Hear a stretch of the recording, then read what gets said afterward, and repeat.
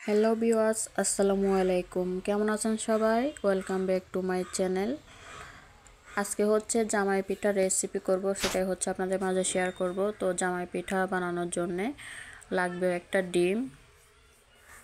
আপনারা চাইলে ডিম বাড়িয়ে কমিয়েও দিতে পারেন। তো দিয়ে দিচ্ছি 1 কাপ পরিমাণ চিনি, স্বাদ মতো লবণ দিয়ে ডিম আর চিনিটাকে ফেটিয়ে নিতে হবে।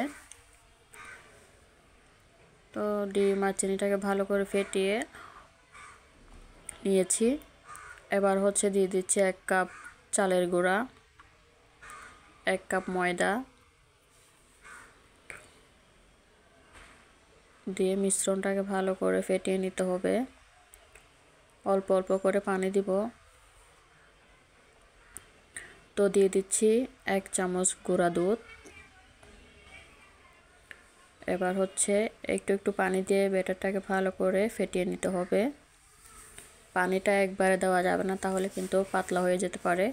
তো একটু একটু পানি দিয়ে ব্যাটারটা ফেটিয়ে নিব। তো ব্যাটারটা আমার অলরেডি হয়ে গিয়েছে। এবার হচ্ছে 1 ঘন্টার জন্য রেস্টে রেখে দিব। আপনারা চাইলে আধা ঘন্টাও রাখতে পারেন, আবার নাও রাখতে পারেন, কোনো অসুবিধা নেই। তো দেখিয়ে দিচ্ছি ব্যাটারটার ঘনত্ব ঠিক এরকম হতে হবে। তো এবার হচ্ছে আমি রেস্টে রেখে দিচ্ছি 1 ঘন্টার জন্য। তো 1 ঘন্টা পর ফিরে আসলাম। তো অন্যদিকে কড়াইতে তেল দিয়ে দিয়েছি। তেলটা ভালো করে গরম করে নিতে হবে।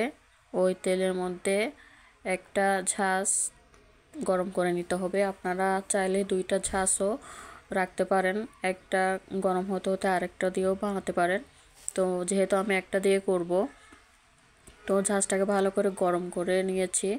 তো তারপরে হচ্ছে ব্যাটারটা হচ্ছে ঝাঁসটাকে ব্যাটারের মধ্যে দিয়ে তেলের মধ্যে ছেড়ে দিচ্ছি।